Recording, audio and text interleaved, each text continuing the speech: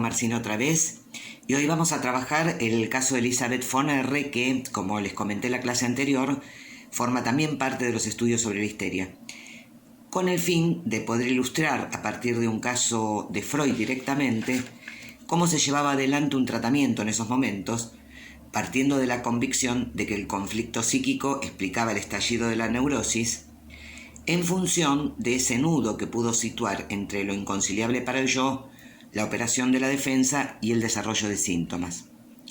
En un caso que avala además cómo una historia de padecimientos o una serie de vivencias teñidas de afecto cobran valor traumático allí donde no aparece algo del orden del accidente, pero sí algo del ámbito de la vida sexual como determinante para que se desencadene el conflicto que, dicho sea de paso, siempre se presenta como conflicto moral. Bueno, desde ya quiero aclarar algo, aunque me anticipe un poco, porque siempre aparece como pregunta, por el movimiento que van viendo en estas primeras clases en los distintos espacios, donde en poco tiempo se pasa de la relación trauma-síntoma a trauma sexual-síntoma, a vivencia sexual prematura traumática, recuerdo inconsciente síntoma. Entonces, inevitablemente aparece la pregunta por cuál sería la vivencia sexual prematura y traumática en Elizabeth. Y la respuesta es que no está, porque en el momento en que Freud atiende a Elizabeth, todavía no había situado los dos tiempos del trauma, tal como lo vieron en la etiología de la histeria en seminarios, o en el caso Emma y el manuscrito Caen Prácticos, textos que ya son del 96 y que permiten entender mejor qué es eso de que el trauma es retroactivo y no un antecedente temporal cronológico del síntoma.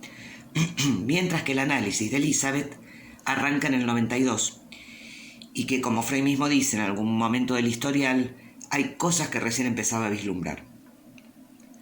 También hay que tener en cuenta que entre el tratamiento y que escribió el caso, aunque sea un par de años después, ya hay otras cosas que ha ido despejando y que incluye sí en la escritura, ¿no?, del caso.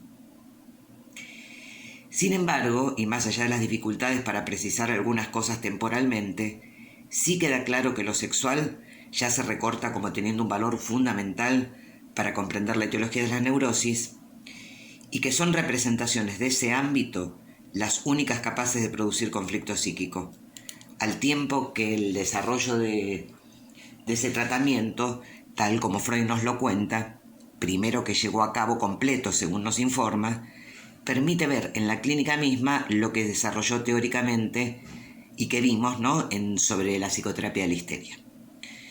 Bien, el historial como tal es de una lectura muy amable, ¿no? Es como un culebrón que, sin embargo, en su redacción sigue la misma lógica que la que nos enseña con eso de la estratificación de los recuerdos. Nos lo cuenta de ese modo, ¿no? Va de los datos de la periferia al corazón de lo que estaba en juego para que esta joven termine caminando doblada por la intensidad de unos dolores en las piernas que le venían complicando la vida desde hace un largo tiempo. De modo que lo voy recorriendo muy puntualmente, a pesar de lo que les decía, ¿no?, que es muy amable para que ustedes lo puedan leer por ahí hasta sin mucha intervención nuestra, pero sí para poder subrayar qué es lo que importa situar en cada momento de ese tratamiento respecto de lo que importa recortar como central en estos primeros tiempos. Bueno, así que Freud nos cuenta que en el 92 le llega una joven de 24 años que padece de fuertes dolores en las piernas, diagnosticada como una astasia abasia. Básicamente, diagnosticada como alguien que no puede mantenerse en pie y por lo tanto caminar, cosa que además puede no tener ningún correlato orgánico. Derivada por un colega que le dice que le parece que se trata de una conversión histérica y que le pide que le evalúe. Bueno, esto es que, en principio, Elizabeth llega a la consulta de otro médico, un médico más de los que ya habría visto seguramente, y Freud la evalúa como tal para deslindar cualquier cosa que tuviera que ver con la organicidad, y sin que Elizabeth pidiera nada en particular en principio, ¿no?, salvo seguramente esperar que se le pasen los dolores, y mucho menos que esperar a curarse por el simple hecho de ponerse a hablar. Van a ver que Freud divide el tratamiento en 3 momentos, coincidentes con lo que él nombra como triple estratificación a mi gusto. Pero en principio hay que decir que hubo que lograr que una paciente de la medicina se transforme en una paciente de análisis, ¿no? Llega entonces con dolores que padecían ambas piernas desde hacía poco más de 2 años y que la hacían caminar mal, inclinada hacia adelante, pero sin apoyo. Se quejaba de fuertes dolores al caminar, de la fatiga que le aparecía al hacerlo y al estar de pie. Sin embargo, dice Freud, sobrellevaba su padecimiento con entereza y buen ánimo, a pesar que a esa altura se le había complicado la existencia, ¿no? Fundamentalmente porque se había quedado afuera de todo contacto social. Lo sobrellevaba, dice Freud, con la belle indifférence de los histéricos, modo de la psiquiatría de la época de caracterizar la actitud propia de las histerias frente a síntomas graves, ¿no? La indiferencia, como si no los padecieran. Bueno, tras una primera revisión clínica, Freud advierte que su modo de andar no coincidía con ninguna patología orgánica y que la imprecisión de los dolores, la sensibilidad particular que afectaba diversas zonas, si se la pellizcaba o pinchaba o se le ponía algún aparato, daba cuenta de una hiperalgesia de la piel y los músculos. Una especie de exceso de sensibilidad al dolor, es hiperalgesia en principio. Siendo una joven que parecía normal, esto es que no llegaba y la encontraba en estado hipnoide, una especie de hipnosis autoinducida, o hablando en otra lengua, como le pasaba a Breuer con Ana O a él mismo con otras pacientes, y que venía de varios infortunios familiares, no menores, por supuesto, ¿no? Al principio había muerto el padre, con quien ella tenía un gran apego. Después su madre había sido sometida a una operación delicada de los ojos. Por último, una de sus hermanas había fallecido tras un parto. El diagnóstico, dice, no era sencillo. Por esto de que parecía una chica normal con dolores. Pero 2 cosas lo inclinaron a pensar que se trataba de una conversión, tal como su colega también sospechaba. En principio, la imprecisión de la descripción sobre los dolores, ¿no? Un enfermo orgánico o un neurasténico se empeña en describir lo más exhaustivamente posible el tipo de padecimiento. Es más, se quejan a veces de que no les alcanza el lenguaje para hacerlo, porque están tomados por el dolor, básicamente. En Elizabeth pasaba lo contrario. Era como si su atención estuviera demorada en otra cosa, dice Freud. Probablemente en pensamientos y sensaciones que se entramaban con los dolores. Fíjense la agudeza de observación de este hombre, ¿no? Pero la segunda cuestión, más determinante aún, era que cuando se pellizcaba la zona hiperálgica, su rostro cobraba una expresión más de placer que de dolor, mientras que un paciente orgánico o un neurasténico se retuerce de dolor frente al estímulo. Bueno, acá pasaba otra cosa. Por esto concluye que la estimulación afectaba a una zona histerógena, es decir, a una zona tomada por la conversión, y el gesto armonizaba mejor con los pensamientos escondidos tras el dolor, que seguramente la estimulación en todo caso reactivaba. Bien, después de esta primera revisión bien médica, Elizabeth le pregunta si debía obligarse a caminar, a lo que Freud le responde con un rotundo sí. Interesante la pregunta de Elizabeth, ¿no? Por lo que vamos a ver que se despliega ya como historial clínico. Así es que, ha noticiado el colega que la deriva de la impresión de Freud, empiezan a preparar el terreno para un tratamiento psíquico. De modo que cuando Freud se lo propone y le explica las particularidades del método, ella lo acepta sin mayor reparo. Freud cuenta entonces que durante algún tiempo le costó encontrar el nexo entre la historia de padecimientos y la dolencia misma. Es decir, cómo los padecimientos, que no habían sido pocos, habían tomado esa forma tan particular de síntoma que era la abasia. Por lo que la primera pregunta que se plantea es si la paciente sabe sobre el origen y la ocasión de su padecer. Y respecto a Elizabeth en particular, Freud sospechaba que ella era consciente de las razones, pero que guardaba algún secreto y no algo que había decantado como cuerpo extraño. por lo que no utilizó la hipnosis desde el vamos y la reservó para momentos donde hiciera falta porque con lo recordado espontáneamente no alcanzara, ¿no? Aunque finalmente se valió de otro método, el de presión sobre la frente, que ya adoptó de forma definitiva, con la meta de remover estrato por estrato todo el material patógeno y poniendo especial cuidado donde un nexo parecía faltar o permanecía enigmático.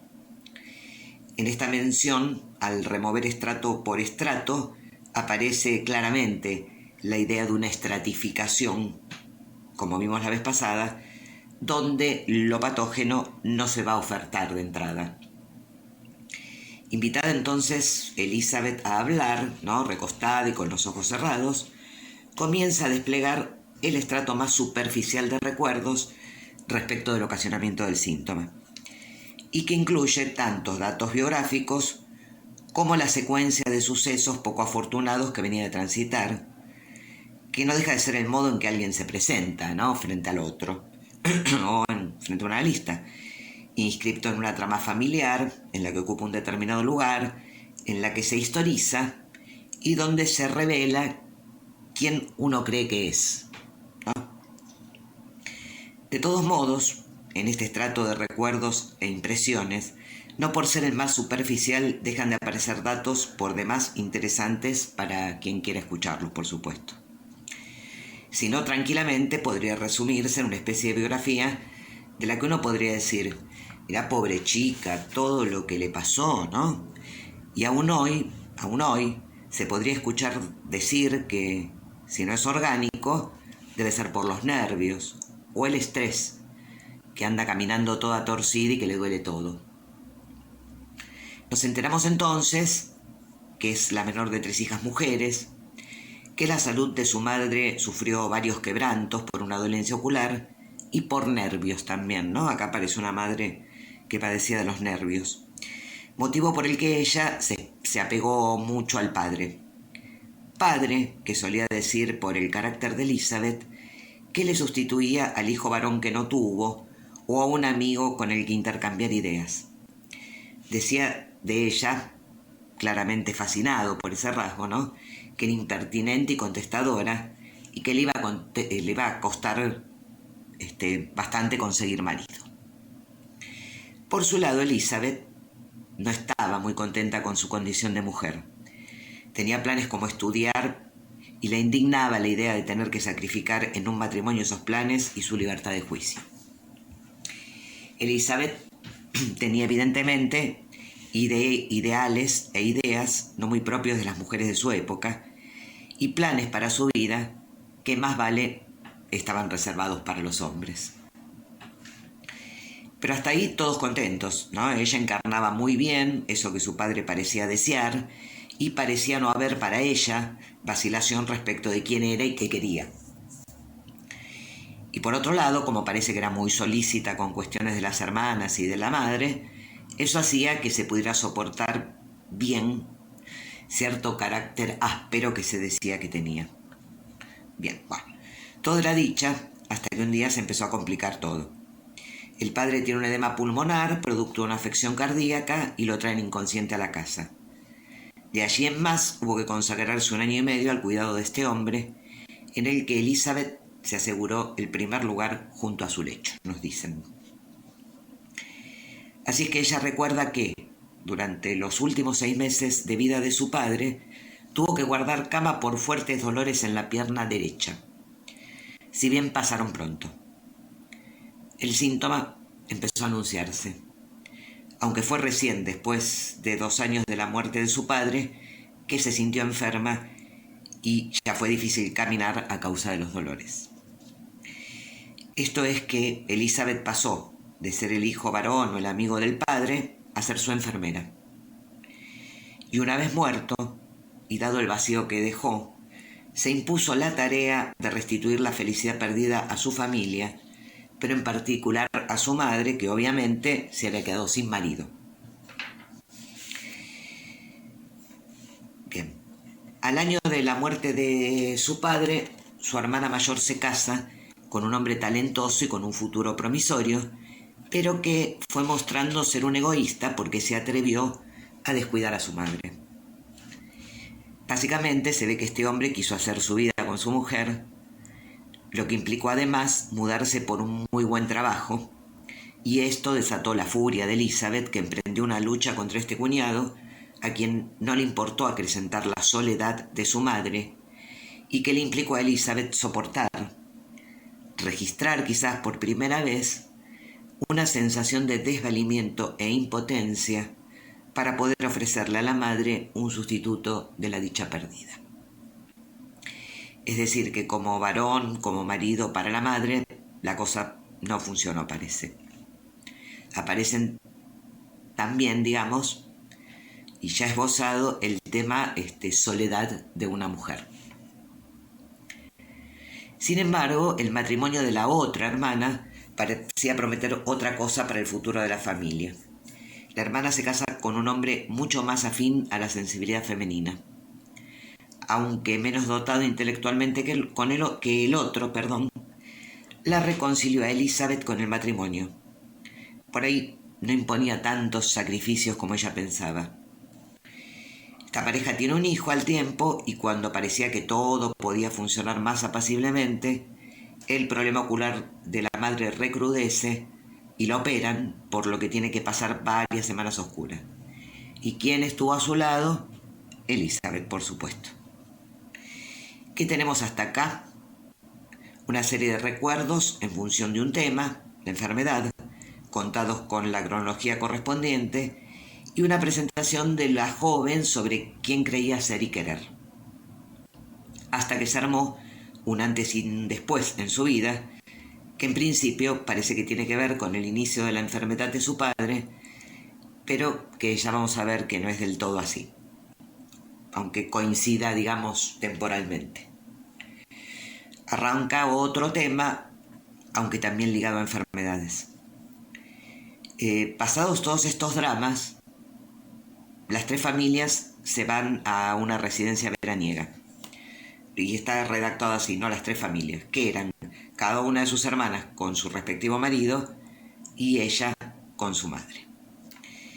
Lo esperable técnicamente era que la joven Elizabeth pudiera descansar del agotamiento que tenía por cuidar a un enfermo tras otro, ya que era el primer periodo exento de temores y peligros. Pero no. Coincide con ese viaje el estallido de los dolores y su dificultad para caminar.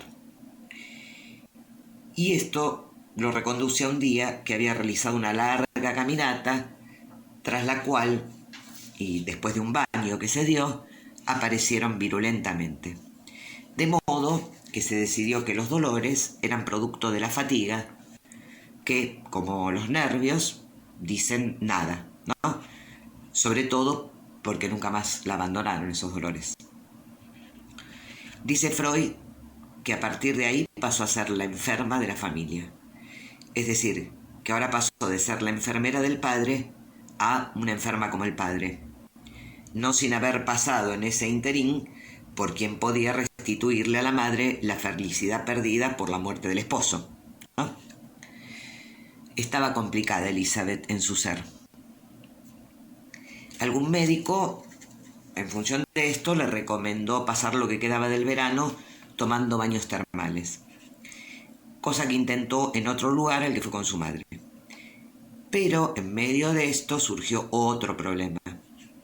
La segunda hermana había quedado embarazada otra vez, pero este embarazo le despertó una afección cardíaca. Reciben con su madre esa noticia y que la cosa no pintaba nada bien. Deciden volver en medio de los peores presagios y cuando llegan ya era tarde. La hermana había muerto. Elizabeth sufrió entonces no solo por la muerte de la hermana, a quien quería mucho, sino por los pensamientos que esta muerte desencadenaron.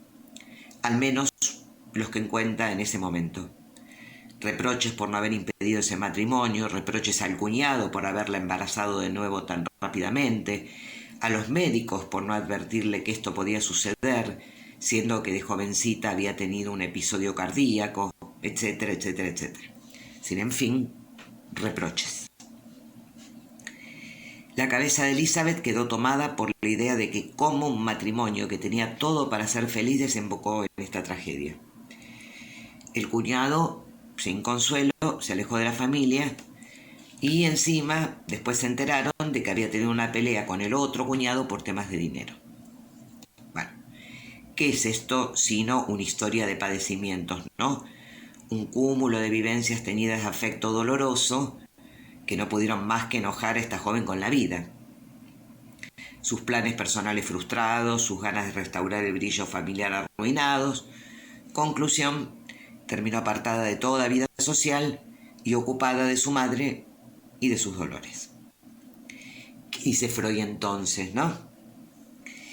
Que si despreocupadamente uno se situara en la vida anímica de esta muchacha, no podría más que sentir alguna empatía, como se dice ahora, por una cuestión humanitaria, obviamente, ¿no? ¿Cómo no identificarse con todo ese sufrimiento? Pero él no estaba ahí para compadecerse y palmearle la espalda. La pregunta que lo torturaba era qué tenía que ver todo esto con un síntoma histérico que había tomado la forma de una base dolorosa. Nada de esto iluminaba ni la causación ni el determinismo de los síntomas. Podía pensarse que todas las impresiones dolorosas se habían sustituido por dolores en las piernas, ¿no? Pero ¿cuál era el motivo? ¿Por qué en las piernas? ¿Cuándo se produjo? Bueno, eran todas preguntas que a Freud le daban vuelta por la cabeza. Hasta acá no solo no podía esclarecer eso, sino que no podía curarla de absolutamente nada. Y encima Elizabeth se quejaba de que estaba cada vez peor. Y era cierto. Pero observa Freud que al decírselo, le arrojaba una miradita entre maliciosa y astuta, que no pudo más que recordarle lo que su padre decía de ella, impertinente y díscola. Elizabeth, de algún modo, lo desafiaba como a su padre, con quien, como vimos, tenía un lugar importante justamente por ese rasgo. Bueno, hasta acá entonces, recuerdos con temas diversos, enfermedades, muertes, viajes, dentro de lo que Freud llama el estrato más superficial, aunque, insisto, está plagado de datos para ir teniendo en cuenta. Dice Freud que si se hubiera detenido ahí el caso no hubiera aportado nada, por lo que resolvió ir a estratos más profundos. Y para eso tuvo que apelar a la hipnosis y soportar que Elizabeth le dijera: vea usted, no estoy dormida, no me pueden hipnotizar. Bueno, se valió entonces de la presión sobre la frente y apuntó directo a que le cuente sobre la impresión psíquica a la que se anudó la primera emergencia de los dolores. No ya cuando aparecieron, sino qué pensó, en qué andaba su cabeza en esos momentos. Parece que cayó un largo rato, pero esforzada por él, le dijo que le vino a la cabeza el recuerdo de un atardecer en el que un joven la acompañó a su casa después de una reunión. Lo que charlaron, que eran muy afines, y las sensaciones con que llegó a su casa a cuidar a su padre. Con este recuerdo se abre un nuevo contenido, dice Freud. Efectivamente, aparece el contenido, la significación sexual, que como vimos, supone otro ordenamiento de las representaciones. Sobre la existencia de este joven, a quien conocía desde hacía tiempo ya, nadie sabía nada, salvo una amiga y ahora Freud. Pero parece que por los rasgos que tenía, lecturas en común, intercambio de ideas, más la convicción de que él la amaba, aunque no lo hubiera dicho aún, la llevó a pensar que casarse con él no sería tan sacrificado. El tema es que él era muy joven y poco solvente, pero ella estaba dispuesta a esperarlo. En ese estado de romanticismo mental llegó a la casa y se encuentra con que el padre había empeorado, frente a lo que se dirige los más duros reproches por haber antepuesto su gusto personal al cuidado de su padre. Y solo rara vez volvió a ver a este joven. Pero agrega que el fracaso de este primer amor le seguía doliendo cada vez que lo recordaba. En esta escena así, dice Freud, era lícito encontrar la causación de los primeros dolores. Quedaba ubicado el conflicto psíquico, el caso de inconciabilidad, entre el deber para con el padre, y por amor al padre también, y el deseo erótico que fue reprimido.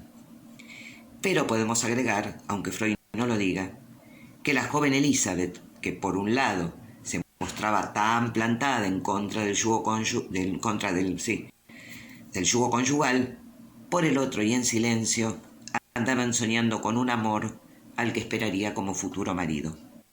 Hablando de conflicto psíquico, ¿no? Sin embargo, dice Freud, no pudo ubicar el momento de la conversión a partir de esta escena. No es que llegó a la casa y después de la situación con el muchacho aparecieron los dolores. Por lo que apuntó a convocar otros recuerdos de esa época. Y apareció uno de una escena que se reiteraba. Ella saltando de la cama con los pies desnudos ante un llamado del padre y la sensación de frío del piso. Sensación que acompañaba martirizadoramente a los dolores.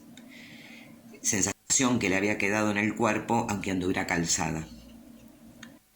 Tampoco pudo ubicar por esto el momento de la conversión, pero sí que todo esto pasaba en el tiempo en que a ella le aparecieron esos dolores por los que tuvo que guardar cama, pero que pasaron pronto. Se inicia entonces, dice Freud, un segundo periodo de tratamiento mucho más fructífero en el que, por ejemplo, y para su sorpresa, un día Elizabeth por sí misma le dice que se había dado cuenta por qué los dolores partían siempre del mismo lugar en la pierna derecha.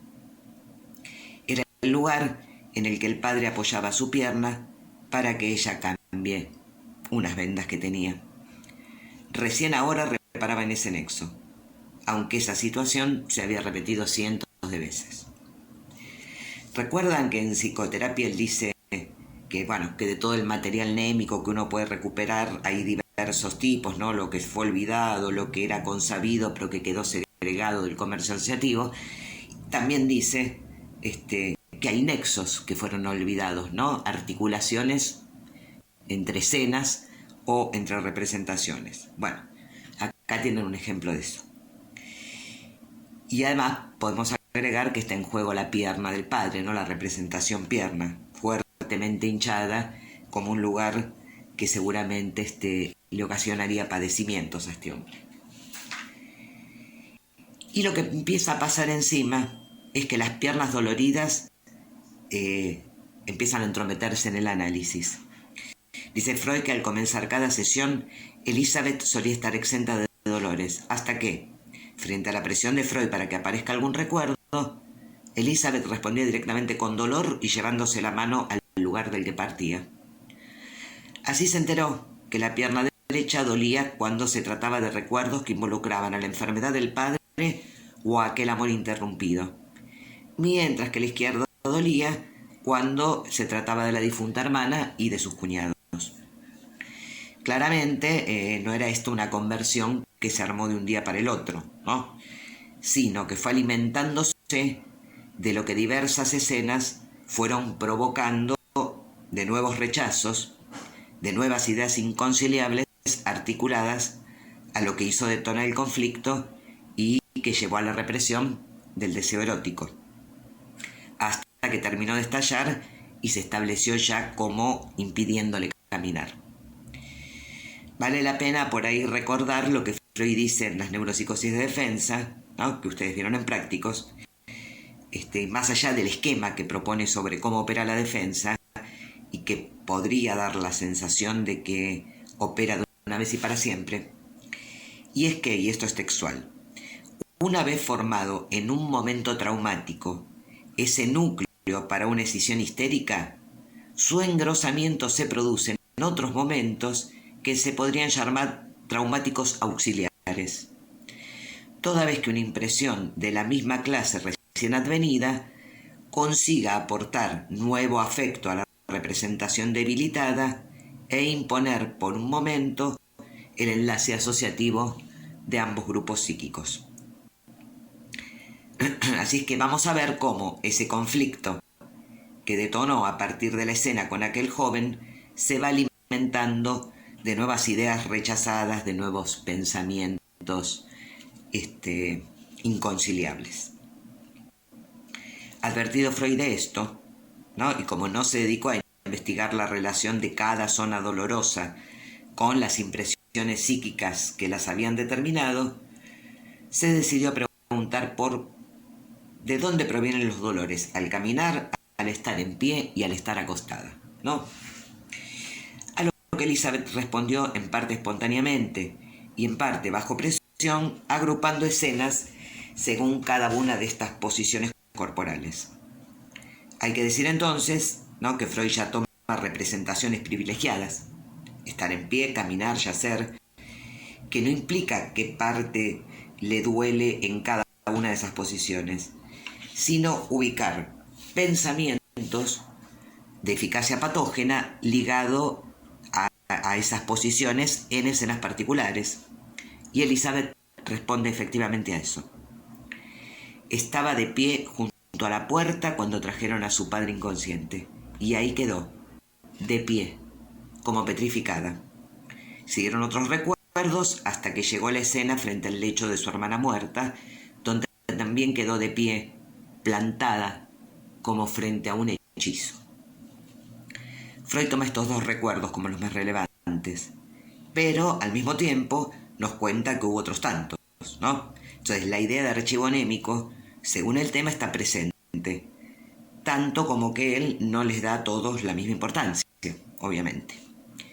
Allí donde apunta al núcleo, donde intenta sortear la resistencia, que se hace sentir más cuanto más se avanza en sentido radial, toma lo que llama hilos lógicos. Y en pie es uno privilegiado. Aún así, dice que estas situaciones dolorosas en las que ella estaba en pie pueden justificar por asociación los dolores al estar en pie, pero señala claramente que falta algún otro factor que debió estar presente en estas situaciones. Es decir, que se le cruzó por la cabeza y le resultó inconciliable. Esto es lo que a Freud le importa. En cuanto a todas las escenas que evocó respecto de los dolores al caminar, resaltó una. Aquella caminata en el lugar de vacaciones, tras la cual volvió con dolores, pero ahora con otros ingredientes, más allá de la situación geográfica que había aparecido en el primer relato. Resulta que recuerda que ella estaba de un especial humor sentimental y que de todo su grupo familiar, el único que fue con ella era el marido de la hermana, que después falleció. Y ahí Freud para la oreja y le pregunta, ¿no?, ¿qué de ese paseo podría haber provocado los dolores? Que claramente no creía que fuera la fatiga, como le dijeron. Pregunta por la escena, no por la actividad física.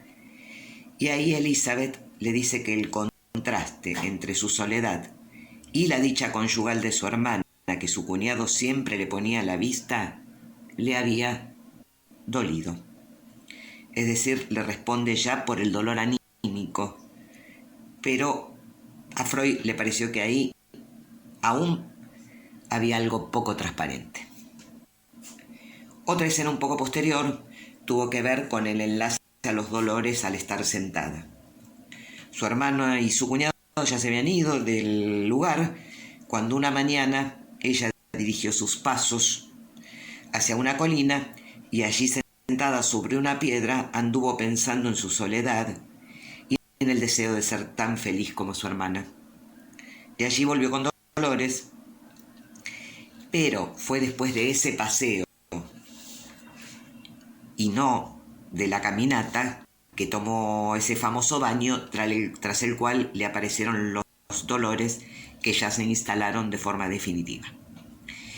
Y si bien hasta allí acostarse la aliviaba de lo que padecía al estar en pie o sentada, llegado el caso, cuando recibe la noticia de que su hermana estaba grave, en el viaje de regreso, además de su preocupación, recuerda no haber podido dormir por los terribles dolores que aparecieron al estar acostada en el vagón del tren en el que volvieron. Esto es que cada nueva idea de eficacia patógena investiga tomaba otra parte de las piernas, ¿no? Y a esta altura, más allá de la asociación entre posiciones corporales y dolores en función de escenas dolorosas, ya Elizabeth concluía siempre sus relatos con la queja por su soledad, y que lo doloroso ahí era su sensación de desvalimiento, la sensación de no avanzar un paso.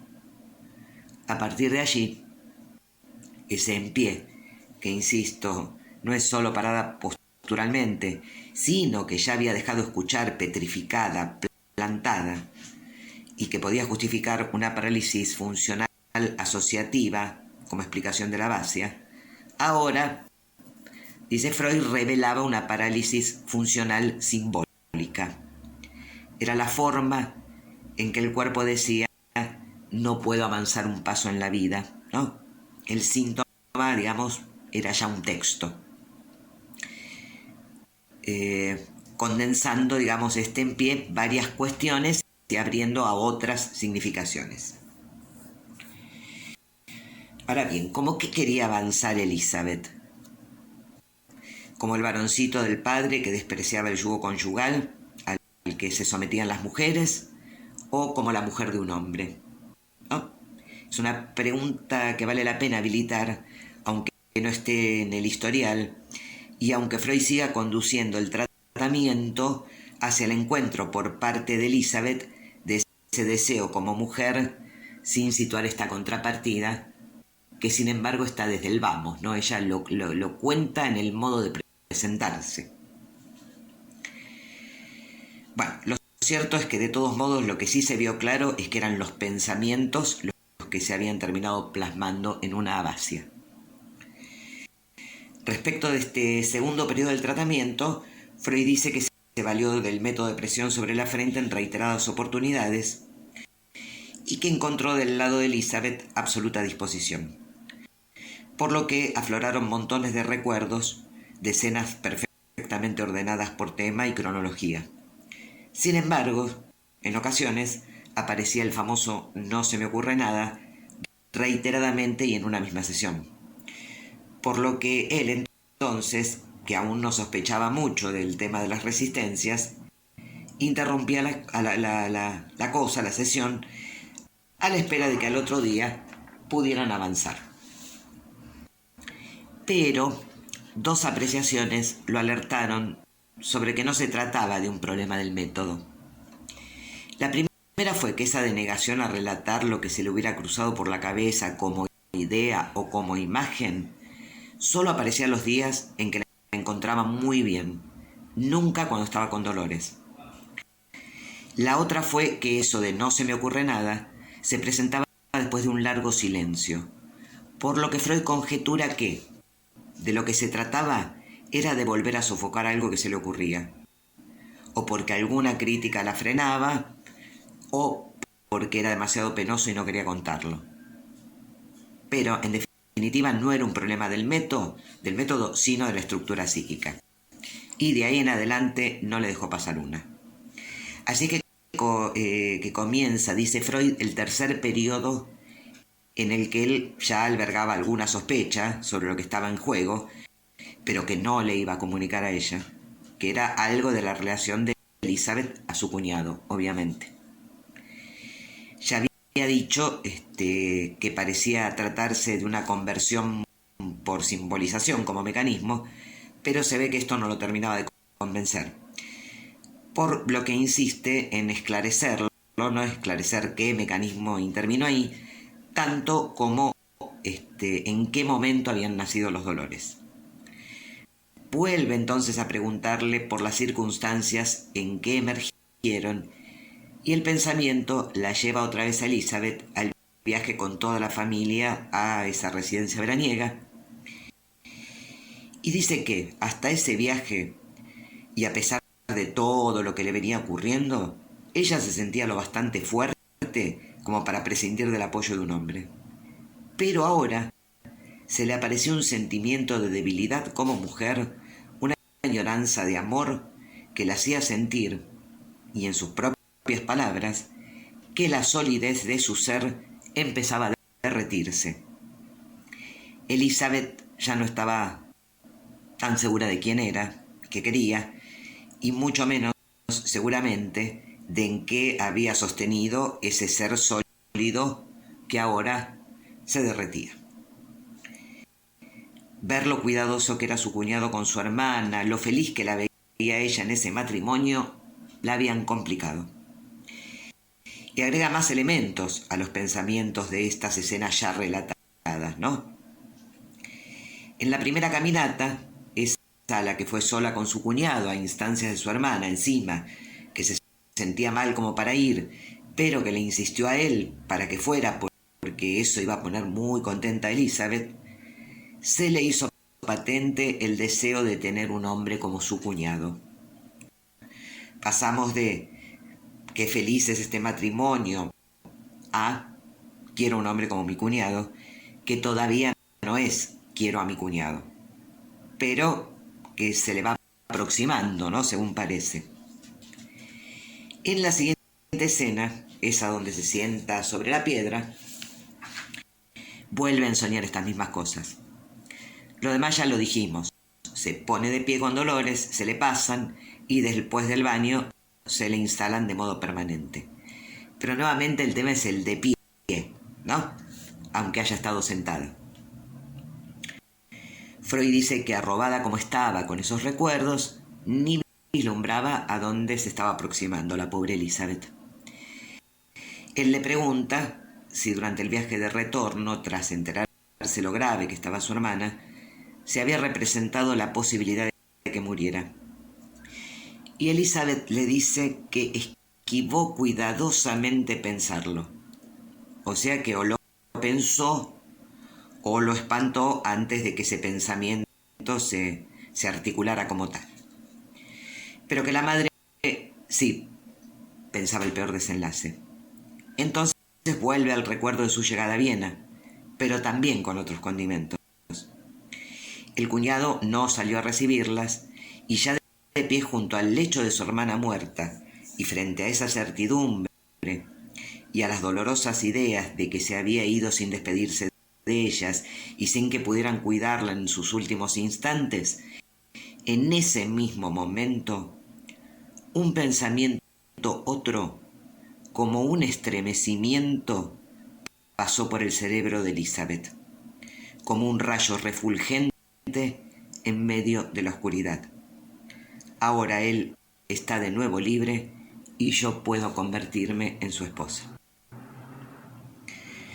Bueno, es absolutamente poético el modo en que está plasmado eso que mejor ni se le hubiera cruzado por la cabeza, ¿no?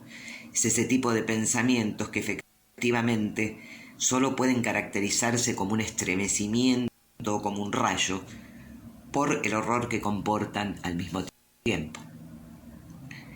Ahí sí, Freud dice, se hizo la luz. De pronto y tras tanto trabajo estaba todo frente a sus ojos. La idea de la defensa frente a la representación inconciliable, de la génesis del síntoma por conversión, de una excitación psíquica en una corporal, la formación de un grupo psíquico separado, todo estaba ahí. Recuerdan que en psicoterapia, él dice que como producto máximo de este tratamiento se obtienen muchas veces recuerdos que los pacientes no reconocen como propios, pensamientos que no admiten haber tenido siquiera, pero que son los que finalmente explican a los síntomas. Bueno, de eso se trata acá.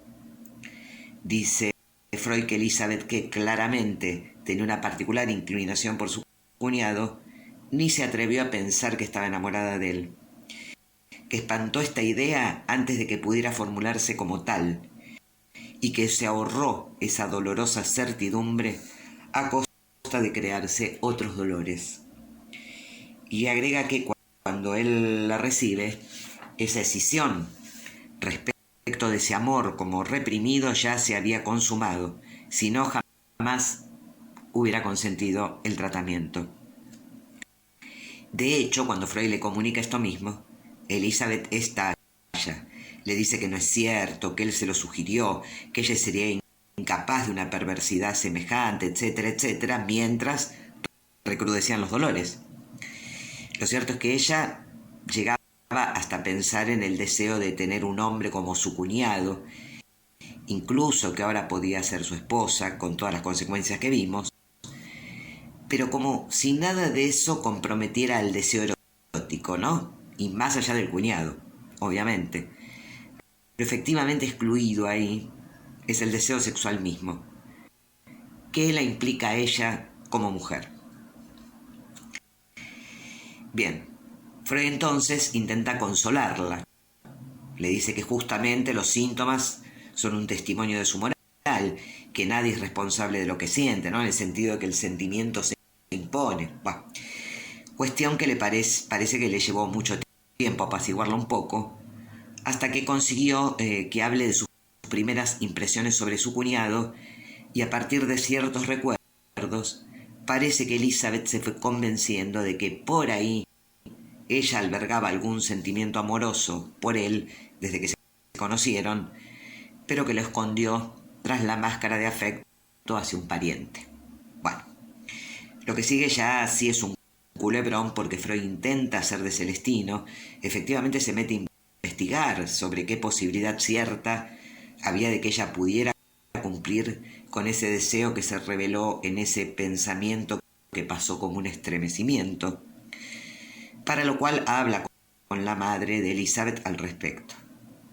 Bueno, finalmente concluye el tratamiento de acuerdo con ella, pero al tiempo la madre lo llama desesperada, diciéndole que al intentar hablar con su hija de temas del corazón, Elizabeth respondió absolutamente indignada porque Freud había revelado su secreto y con un rebrote de dolores.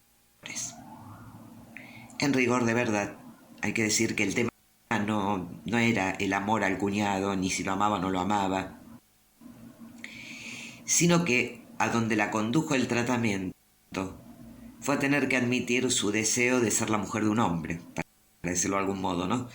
Deseo que Elizabeth rechazaba porque, según argumentaba, la iba a condenar al sometimiento, ¿no? La sensación de debilidad y desamparo que se le aparecía frente a ese sentimiento de soledad ligado a la falta del amor de un hombre no le gustaba mucho a esta joven, claramente. Se le derretía la solidez de su ser, pero no dejaba de imponérsele, ¿no? De hecho, como ya dijimos, los primeros dolores se presentan tras renunciar a ese primer amor. Ahí detona el conflicto. Lo demás fue alimentando eso, básicamente. Y casi que es una tentación leer también en ese de pie, ¿no? De pie como un hombre y no derretida como una mujer. Ese de pie que ya había traído otras significaciones, plantada, petrificada, no pudiendo dar un paso, ¿no? También por todo el contexto, por todo el desarrollo del caso, nos permitiría una lectura de ese orden, no dividida entre hacer de hombre o ser mujer, digamos. Bueno, finalmente, y pasado el tiempo, Freud se entera por el mismo colega que la derivó que Elizabeth podía considerarse curada, e incluso que se había casado con un extraño. Parece que en algún momento a Elizabeth dejó de dolerle ser mujer. Bueno, hasta acá con el historial, que por cierto es muy atractivo en sí mismo, pero que espero, como dije al principio, haya servido básicamente para ilustrar desde la clínica lo que Freud nos enseña en su texto sobre la psicoterapia de la histeria, respecto de cómo se ordena el material psíquico por estratos, según resistencias que hay que sortear, y, como contrapartida, a dónde apunta el tratamiento y cómo se lo conduce, que nunca es desprevenidamente, y cómo de la cantidad de material que se ofrece al oído, solo es tomando ciertos hilos que se puede avanzar, no por cuestiones de apuro, sino en función de recortar lo medular de lo que se organizó como patógeno. Bueno, seguimos en contacto por el foro y ya nos volveremos a encontrar en clases sobre otros temas. Les mando un cariño y que sigan bien.